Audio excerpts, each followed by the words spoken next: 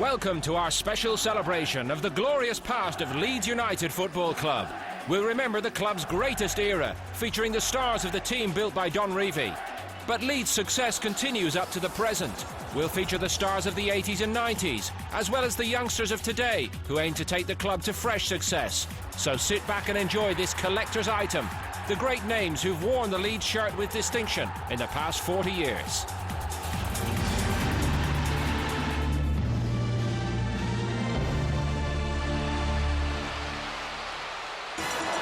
Jack Charlton was one of the most famous faces in football for more than 3 decades. He was born into a football dynasty in the northeast. His uncle Jackie Milburn was Newcastle United's star striker after the Second World War, and all his family were immersed in the game. His brother Bobby became one of England's greatest ever players. Jack perhaps was not best with the same talent, but he made up for it with his desire to succeed. An uncompromising centre-half and always a threat in the opposing penalty area. His determination helped him become an England regular. He won nearly every honour in the game as a player, including a World Cup winner's medal, and when he retired, he embarked on a hugely successful career in management at club and international level.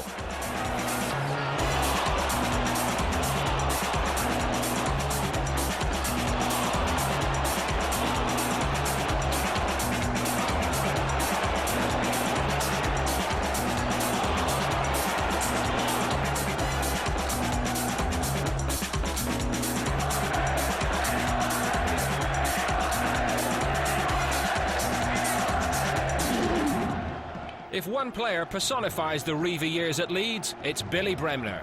The firebrand Scotsman was his manager's voice on the field. Leeds fans identify with him as one of the club's all-time legends, and that's because he was simply one of their best ever players. He played his whole career in the centre of midfield, a minefield of flying boots and aggression. He was small in stature, but he possessed immense physical strength and unbreakable will. He was a leader of his team, totally unselfish, and often a target for hostility from opposition players and fans. His personality also made him the man most likely to be involved in confrontation with referees. But beneath all that, he was a gifted passer of the ball, tactically astute and superb going forward looking for goals. When he died young, Leeds and Scotland lost a man who was irreplaceable.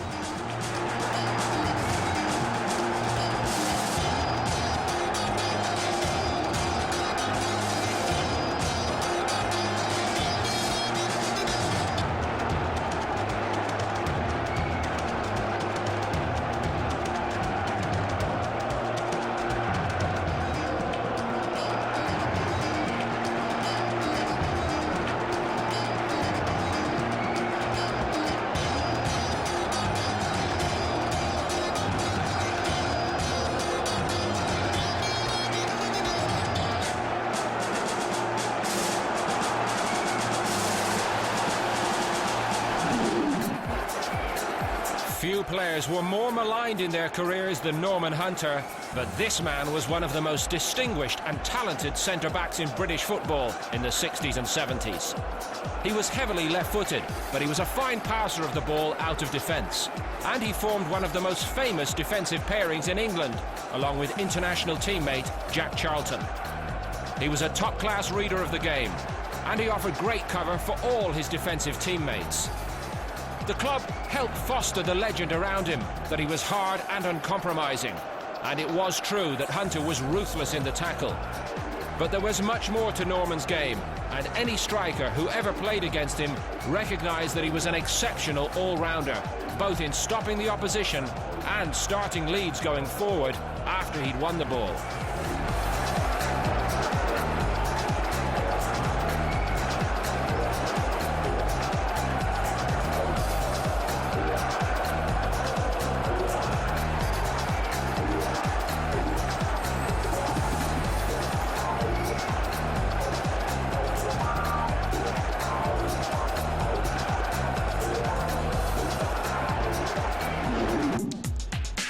Paul Reaney broke into the Leeds United side at the same time as Norman Hunter. Their careers ran side by side in many ways, except that Reaney managed to stay at the top for even longer. Revie had wanted to freshen up Leeds in the early 60s. He was looking for young professionals with good habits and a hunger to reach the very top and stay there. Paul Reaney fitted the bill perfectly. He had pace, he knew his role as a defender, and he knew when to leave some of Leeds' more extravagant talents to create havoc. But Reaney was the sort of player every top team needs, utterly dependable. He never looked for the limelight, but everyone in the game knew that he was always one of Don Revie's most prized assets. Peter Lorimer is revered as one of the finest individual talents to have ever played for Leeds United and Scotland. Like so many others in a unique period, Lorimer was moulded by the club from a talented raw youth into an all-round player and a man with the temperament to deal with even the hottest atmosphere in the club and international arena. By trade he was a winger, but he was far too clever a player to be restricted in such a role. He could play anywhere on the right-hand side, often tucking into midfield. He created a club goal-scoring record in a 19-year career, and his ball striking was simply world-class. Every goalkeeper in the world feared the power of his shooting, the master of the spectacular.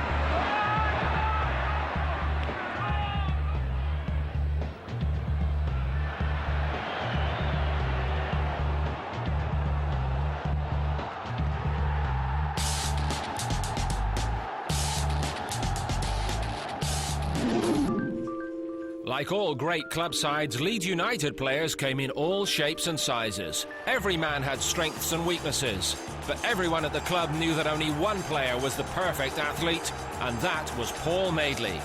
He was tall, powerful and quick, elegant in possession, and he possessed a magnificent football brain. In the modern game, a man with his range of gifts would be worth tens of millions. But he was another player taken on young by Leeds and immersed in the club's ways. As a result, he gave Leeds almost 20 years unbroken service. He played in every outfield position, such was his versatility, and he could be relied on to cover for any injury. He was supremely consistent, and he graced the England squad. If the national team had enjoyed more success in the 70s, there's little doubt Madeley would have become one of the world's biggest stars. One of the reasons for Leeds' supremacy in England in the late 60s and early 70s was the tactical sophistication of their football. In many ways, they were years ahead of their opposition, and the role of Terry Cooper seemed to exemplify that. Leeds played with an orthodox back four, and Cooper was the left fullback, well equipped for basic duties. But that was only half the story. Cooper revolutionised the position. He was one of the finest overlapping attacking fullbacks England ever produced. And not only was he good getting forward, with the ball at his feet, he had the trickery and inventiveness of any striker. A fine touch, a beautiful runner with the ball, and Leeds fans loved him, for he was one of the showmen in the team too.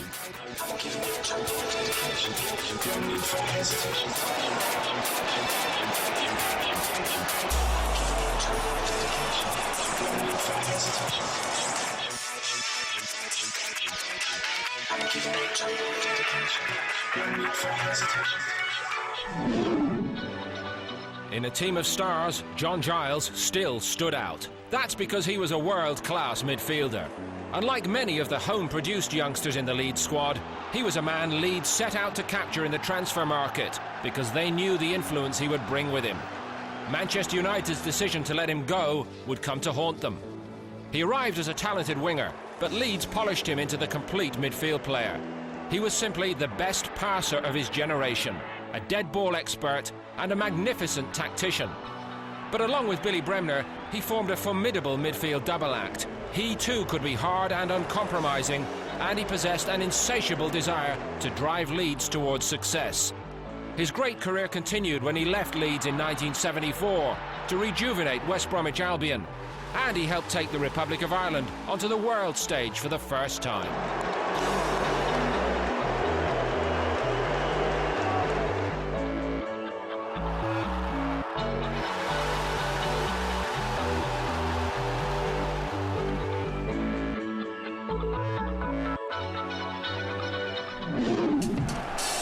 Any top team is only as good as its goalkeeper, and many top sides have had a problem replacing a man who's been a fixture in the position. But in David Harvey, Leeds had a ready-made replacement for Gary Sprake. Harvey possessed a superb temperament, unflappable and nerveless. He was blessed with natural gymnastic ability, and it was no surprise that when he finally broke into the Leeds side, he soon followed up by establishing himself as Scotland's #1.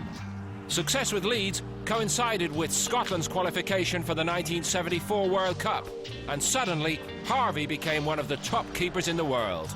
It was no coincidence that some of Leeds' most flamboyant football came when he was the man in goal. Surely the air of confidence that emanated from him rubbed off on all the men in front of him.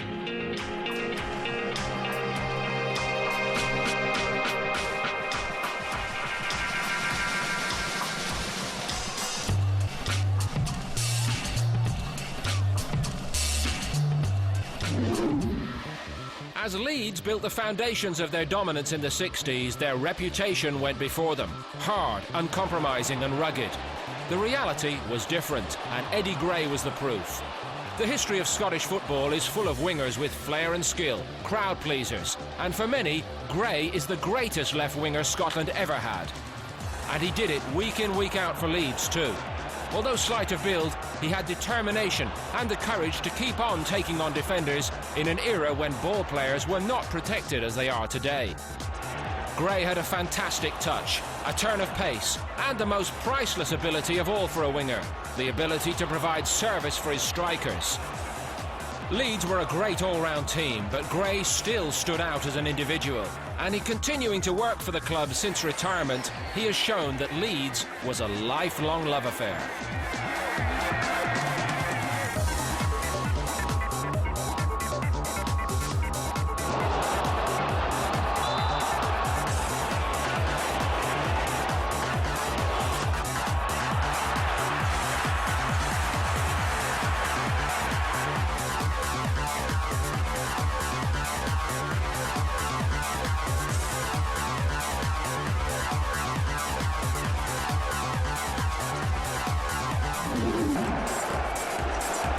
Like all the great club sides, Leeds built their success on firm foundations with the defence. But by the mid-60s, it was time to find a cutting edge up front. The arrival of Mick Jones from Sheffield United in 1967 gave Leeds the presence they needed. He was an excellent leader of the line, an ever-willing target man who never shirked his responsibility as a team player. But he had other qualities too, sometimes overlooked. He had an excellent first touch in possession, and unlike many front men, had an inbuilt ability to link up play. He never sought the limelight for himself, but the big names around him knew just what an important part Mick Jones played as Leeds rose to dominance.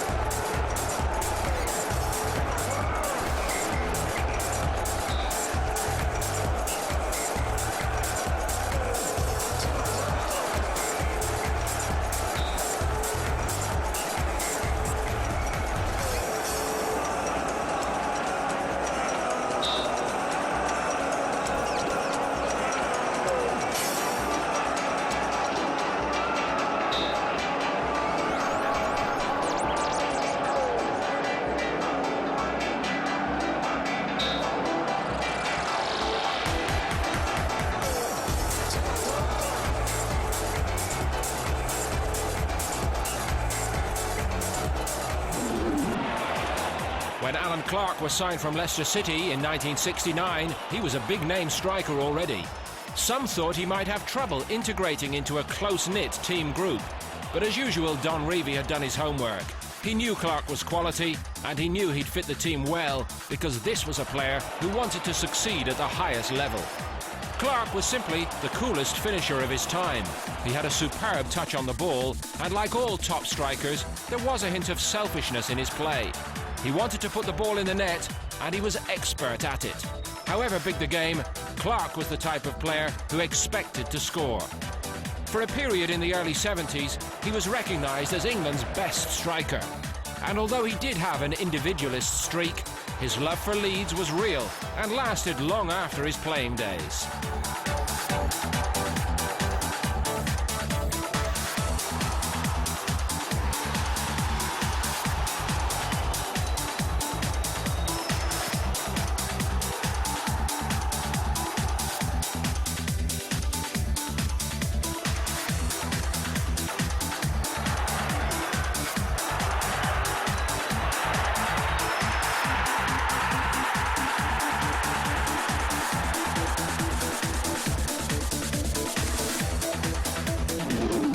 One of the most remarkable features of Leeds' period of dominance was the tremendous consistency in team selection. Big names seldom missed games, and that meant disappointment for the fringe players trying to break through to the first team. But Trevor Cherry was the exception. He did become a first-teamer, and what helped him was his versatility. He could play at fullback, in midfield, and even at centre-back. After signing from Huddersfield, he learned as a youngster by watching some of the best around, the men in the Leeds first team. So when his chance came, he knew the standard expected of him. He took on the responsibility of keeping Leeds on top, and his all-round professionalism led to international selection. Leeds in the 60s had to scrap their way to the top. In the 70s, they had to stay there, and the demands of their own fans changed too. They now expected success with style. That's why they bought Tony Curry in 1976 from Sheffield United. A gifted footballer, a man with a delightful first touch and an eye for a defence-splitting pass. And he could also score wonderful goals. Wherever he played, Curry was a crowd pleaser, and even though injuries disrupted his career, he did enough to be remembered as one of the best creative midfield players of his time in the English game. Many Leeds fans remember him with affection because he always tried to play the beautiful game.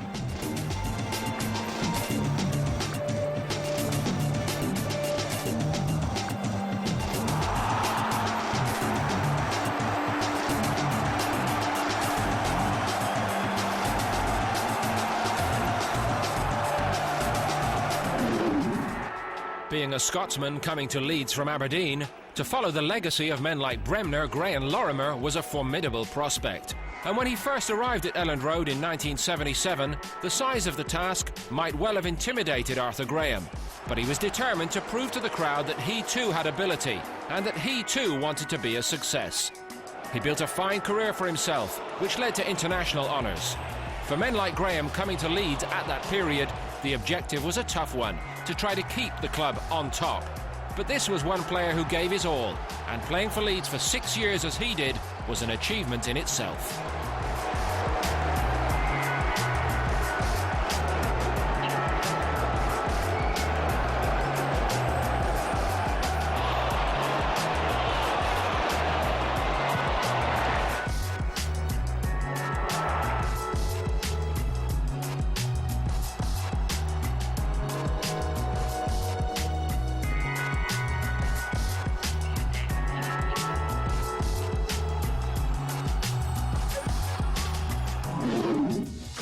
The career of John Lukic seems to sum up Leeds in the 80s and 90s. His first few years at the club were not easy. Leeds were looking to rebuild. But when he returned in 1990, it heralded a remarkable transformation in the club's fortunes. Lukic became a better keeper for his time at Arsenal, but Leeds were the ones to profit. He inspired confidence throughout his defence as Leeds surged to the title. He was exceptionally brave and blessed with great powers of concentration. Few top keepers of the period had more ups and downs in their careers than this man, but he showed exceptional strength of character to bounce back repeatedly. A drawer full of medals tells its own story. Lukic can look back with pride on a long and successful career.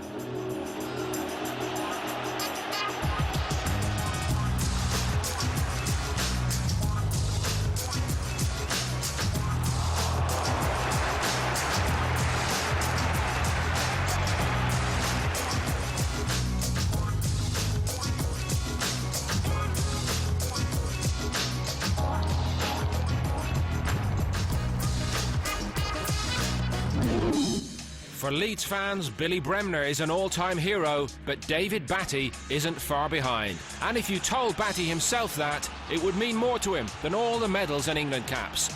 The reason is that Batty is a local boy, and he grew up idolising Bremner and Johnny Giles in the Leeds midfield, dreaming of following in their illustrious footsteps on the Elland Road turf.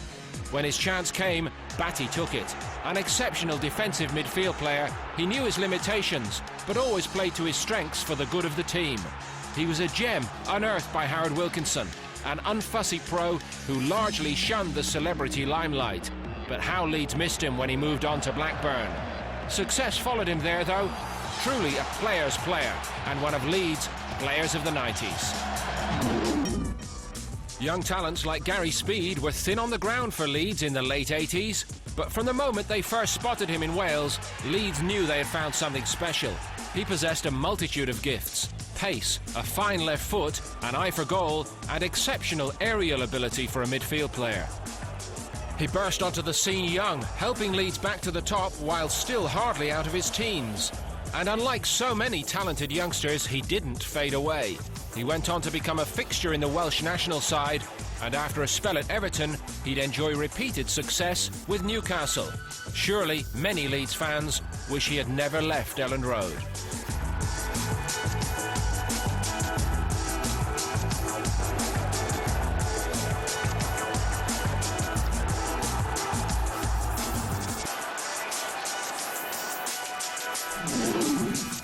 Gordon Strachan was a top player before he ever arrived at Elland Road. He'd been a key man in one of Scottish football's greatest ever stories of success as Aberdeen conquered Europe.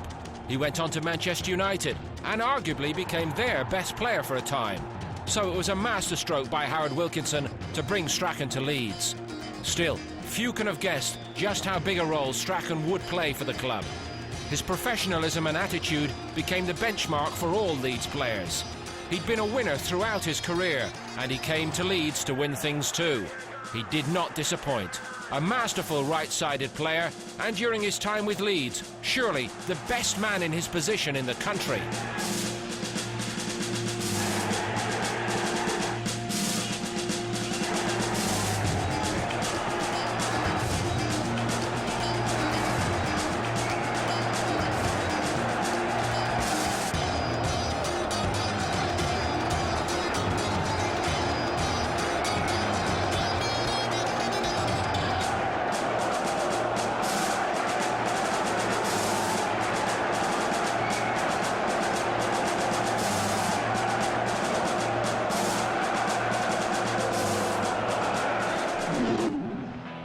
He played for 13 clubs in all, but Lee Chapman's career highlights nearly all came playing for Leeds.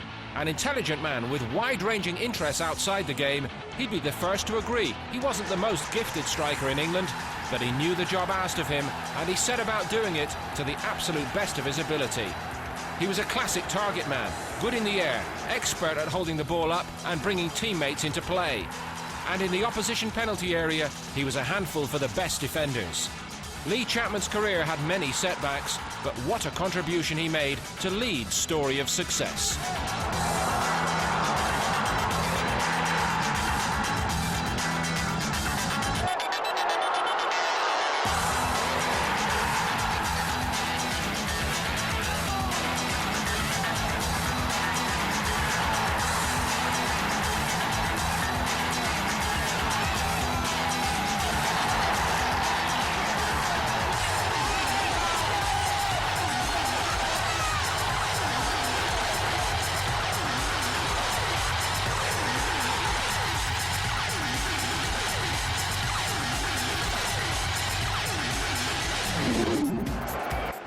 No one can underestimate the strength of rivalry between arguably Yorkshire's two biggest clubs, Sheffield Wednesday and Leeds, have always rather enjoyed it when the other was struggling.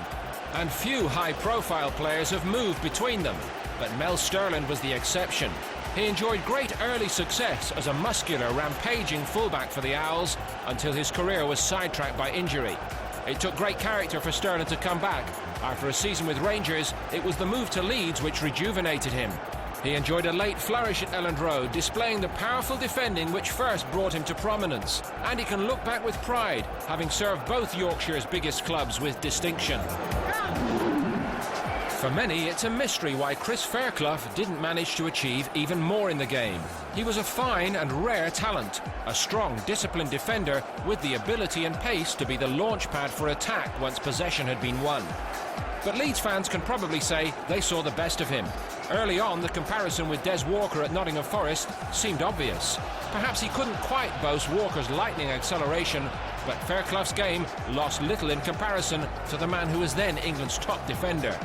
In another period, Fairclough may well have gone on to make his mark at international level, but all who saw him play will remember an excellent and underrated defender.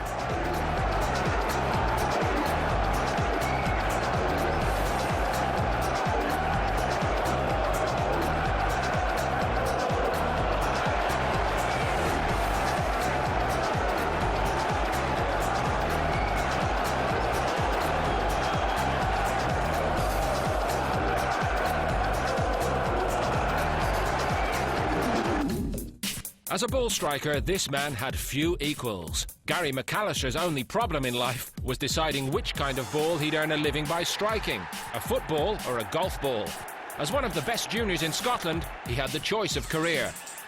But football won out, and for Motherwell, McAllister was soon off to England and a glittering career which started at Leicester City. All the top clubs were interested in him, but Leeds won the race to sign him in 1990. He was a purist's delight, arguably the best passer of a ball seen at Elland Road since Johnny Giles, and a scorer of goals from set pieces and open play. He became a fixture in the Scotland squad, and he's been an exemplary professional for more than a decade, as Coventry would later discover.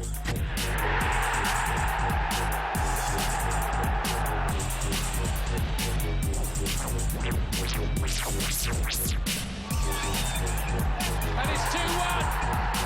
2 for McAllister, 2 for Leeds. Would you believe it? Leeds United have snatched victory in stoppage time.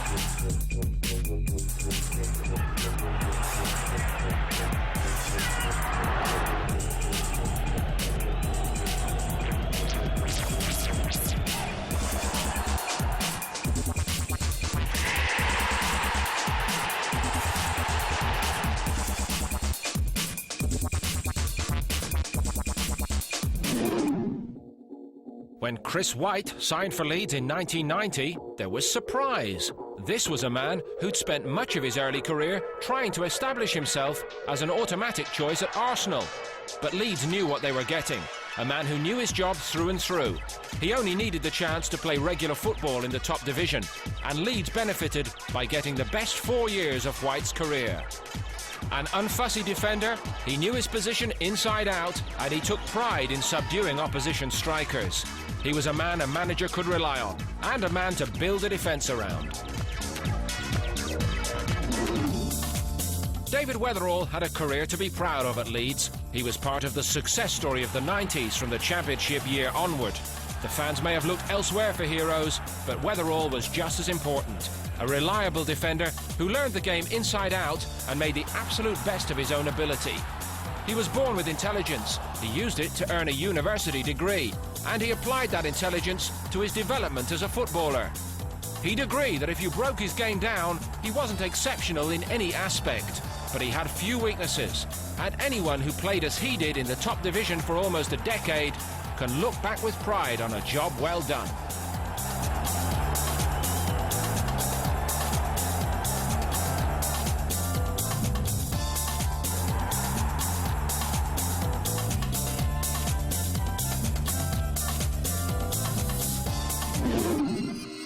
All the Wallace brothers were born with ability, but Rod may be remembered as the one who made the most of it. Ray and Danny Wallace had good careers, but Rod kept himself at the top far longer. And Leeds fans reckon they saw the best of him between 1991 and 98. Howard Wilkinson knew he could bring out something extra in him when he signed. And even after Wilco moved on, Rod continued to provide a cutting edge. Like his brothers, he had more than a fair share of injury to overcome, but it was remarkable that he seemed to maintain his pace for so long. He was just the sort of striker that defenders hate playing against. Quick, unpredictable, and likely to turn a game on its head with a moment of inspiration.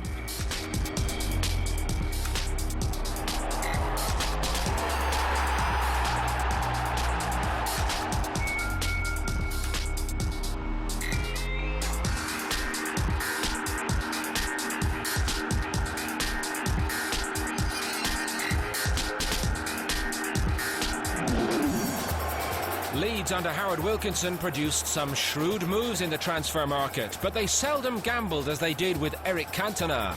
The mercurial Frenchman seemed on the slide to obscurity in his native land and was reduced to trying to fix up trials for himself in England in 1991. When Wilkinson heard of this, he didn't hesitate. Leeds signed Cantona and added a new dimension to their game. From the start, he was a success, a unique talent, far removed from the stereotype of the professional footballer. The love affair would not last long. Soon Manchester United's attention would flatter Cantona's ego. But Leeds is where the story of resurrection began.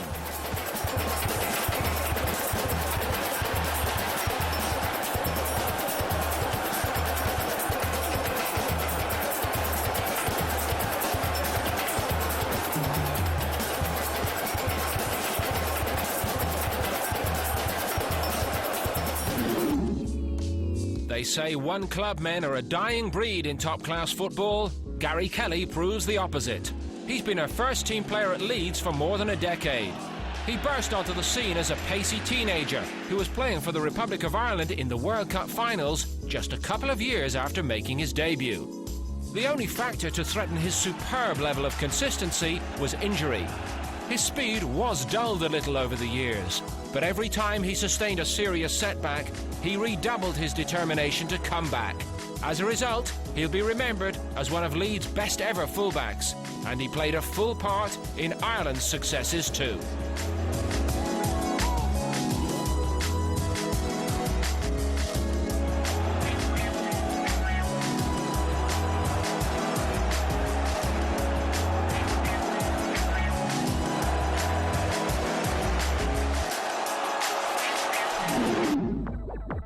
Tony Dorigo was one of the best left-backs in English football in the 90s, and England's gain was most certainly Australia's loss.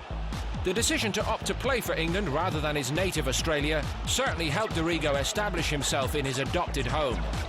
It meant he didn't have to worry about the so-called foreigner rules, which made team selection tricky for big clubs in European competition for a while.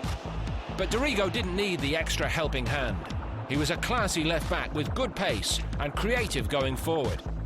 He served Leeds well and probably helped create a new generation of fans for Leeds down under, despite that decision to play for England.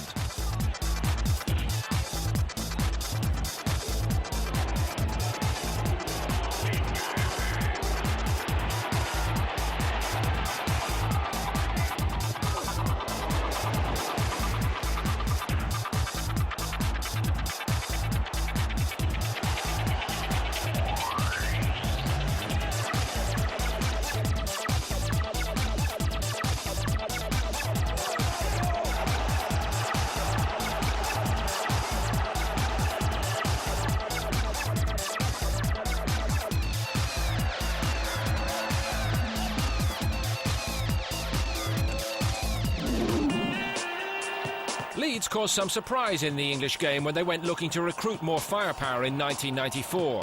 But the game was changing fast at that stage, and Leeds were adapting. Tony Yeboah was the man they came up with. He was largely unknown to English audiences, but his talents were clear. Soon he'd established himself as a successful member of the so-called Foreign Legion pouring into the country, attracted by the high wages and the game's increased commercial profile. Yeboah's game was built on power and pace, and when fully fit, that made him a formidable opponent. It was no surprise that after leaving Leeds, he returned to Germany to become an equally big star in the Bundesliga.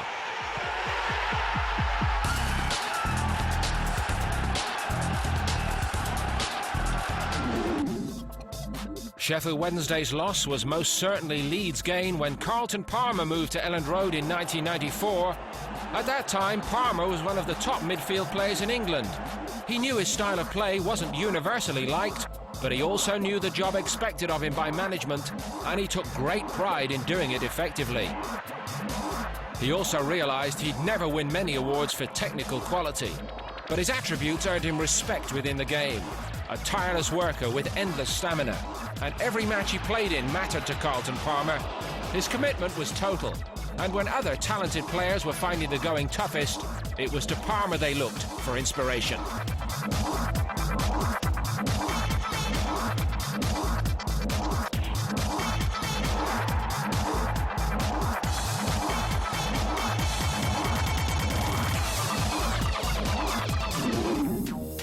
Going back to the era of Albert Johannesson, Leeds have had strong links with South Africa, but the friendship was cemented by the enormous contribution of Lucas Radebe to Leeds. He admits himself he found the pace and intensity of the English game daunting at first, but with his physique and desire to make the grade, he overcame all doubt to establish himself as one of the club's best defenders. Radebe has been a leader on the field and one of the club's best ambassadors off it. He's also managed to juggle the demands of his club employers with the strain of travelling and the tremendous expectation as South Africa made their way onto the world stage for the first time.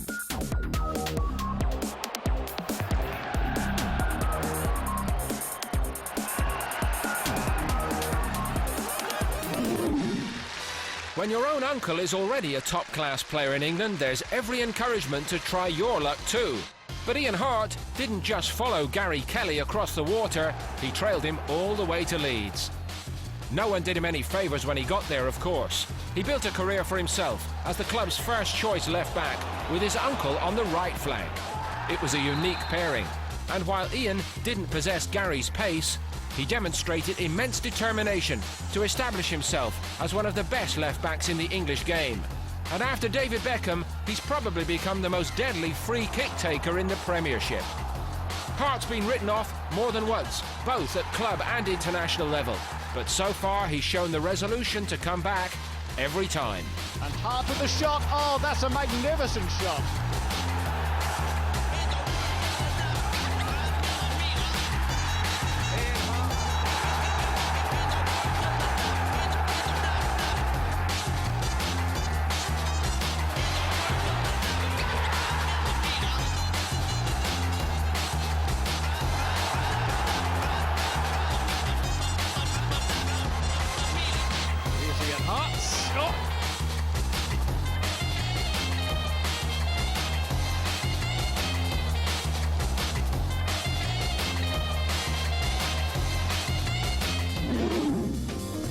News of a prodigious young talent reached England from Australia even before young Harry Kewell had shown up at Elland Road to join Leeds' youth setup.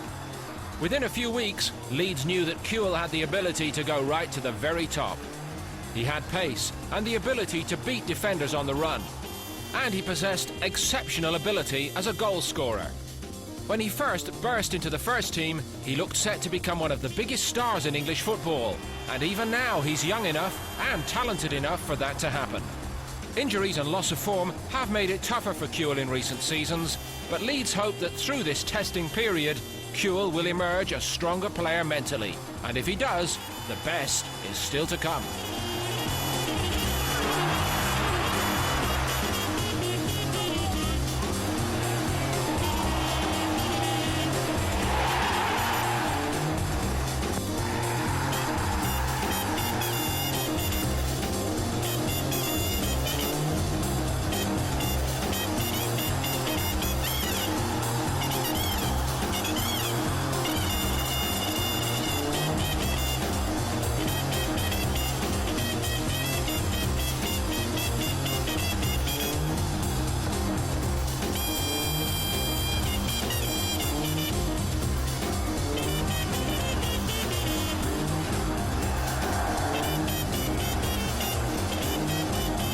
Run in, and Kewell can make it 5, he does. It's Harry Kewell.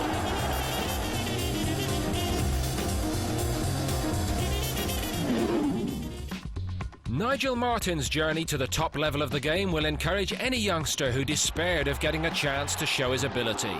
Martin was playing part-time in his native Cornwall until his 20s. Any hope of a shot at the big time seemed remote indeed. But then a scout tipped off Bristol Rovers. Crystal Palace were looking for a new keeper, and within 2 years, Martin was starring, as Palace enjoyed a famous FA Cup run. Then it was only a matter of time before a move to one of the top clubs. And Martin improved still further once he got to Leeds, seeing off all competition to make the goalkeeping spot his own until the arrival of young Paul Robinson. But even now, it would be foolish to think that Martin's best years are behind him. Lee Bowyer was tipped to become a major star long before he joined Leeds. He emerged at Charlton Athletic, soon earning recognition with England's underage teams. When Charlton decided he could go in 1996, Leeds wasted no time, believing in his ability, while others worried that his temperament and off-field behaviour might hold him back. There's no doubt that at Leeds he developed as a player as they hoped, capable of competing with the very best in the Champions League. But even he must agree, his off-field behaviour has caused him continued problems. He says he wants to show that he's learned from his mistakes, and if he has, Leeds will be reluctant to let him go.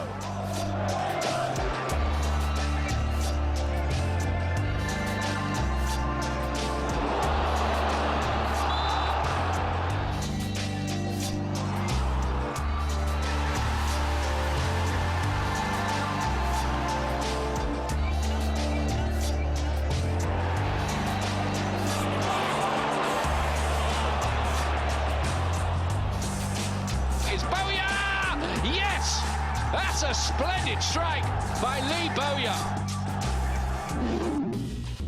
Leeds' then management duo of David O'Leary and George Graham spent considerable time in Portugal in 1996 and 7. They weren't on holiday. They were making sure they'd be first in the queue for the services of Jimmy Floyd Hasselbank. The Dutch striker's sudden emergence with Boavista was only the start. Once he arrived in England, his career really took off. Blessed with enormous physical strength and pace, his power shooting put him in a class apart. One of the few strikers in top-class football who can really be relied on to average in and around a goal every 2 games when fit. His form at Leeds for 2 devastating seasons made him one of the hottest commodities in the European game. And sadly for Leeds, he'd proved just as dangerous when he returned to play for Chelsea.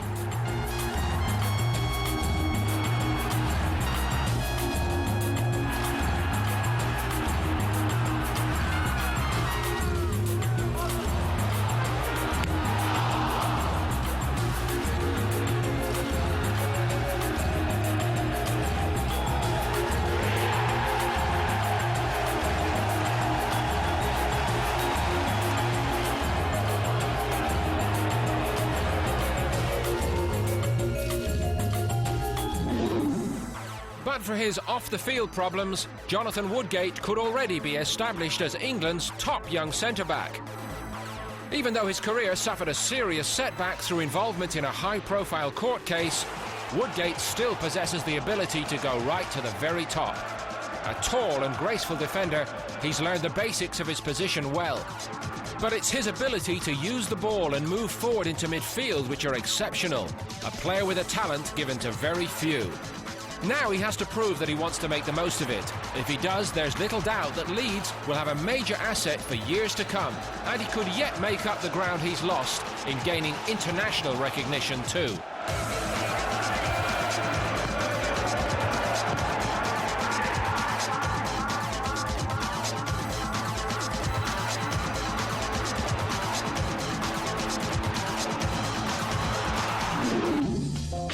Alan Smith is yet another product of Leeds' superb academy. But while the club have scoured the globe for some of their young talent, they didn't have to look far for Smith. He is Leeds through and through. He has a beautiful touch in possession, he's a cool finisher and possesses genuine hunger to become a top player. But he knows he has more to learn. There's a thin line between aggression and foul play, and too often Smith has strayed over that line. If he can learn to keep his aggression within limits, there is no limit to what he can achieve. From a generation of fine youngsters, Alan Smith could prove the best of the lot.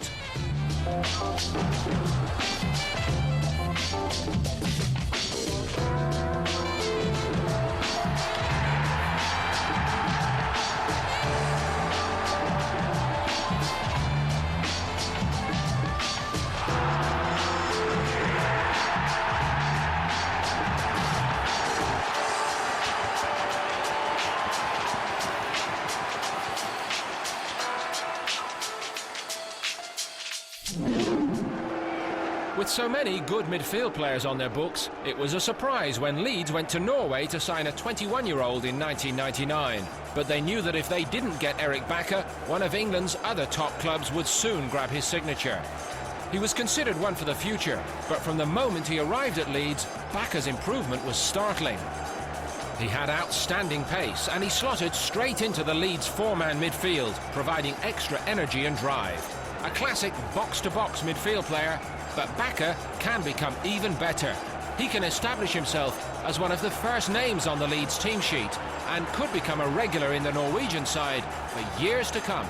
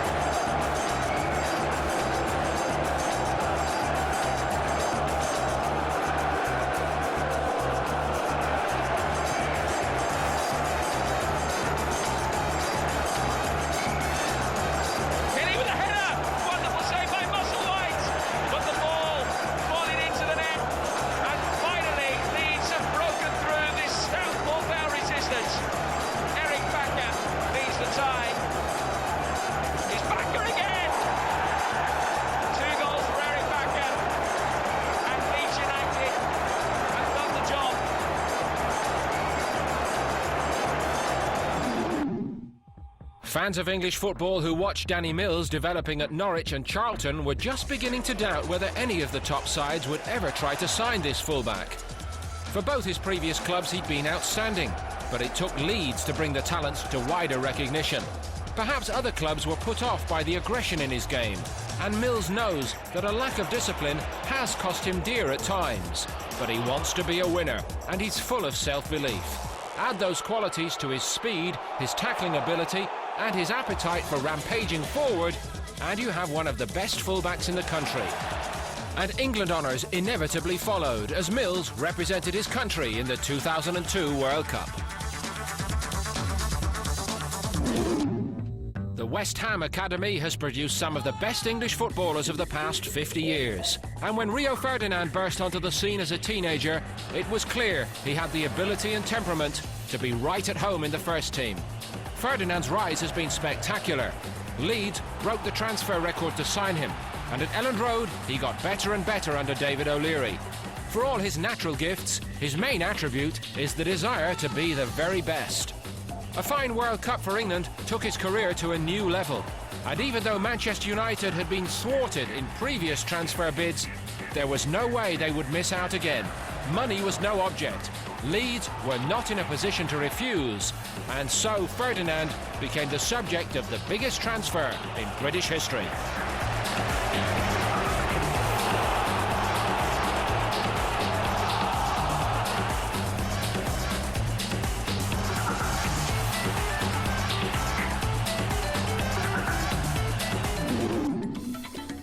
Many players have come to Leeds from foreign shores and struggled to prove that they were good enough to make it in one of the most competitive leagues in the world. But Mark Viduka faced an added burden. He had to show that he could move from Scotland to England. The Australian had been a roaring success at Celtic, and he loved playing for them. But he knew there'd always be critics who would say he could only do it in an inferior league. So Viduka decided to meet them head-on by signing for Leeds. And when he's fit and on form, there's no argument. He has a superb touch for a big man and an inbuilt sense of where the goal is. On his day, the Australian international can be the equal of any striker in the English Premier League.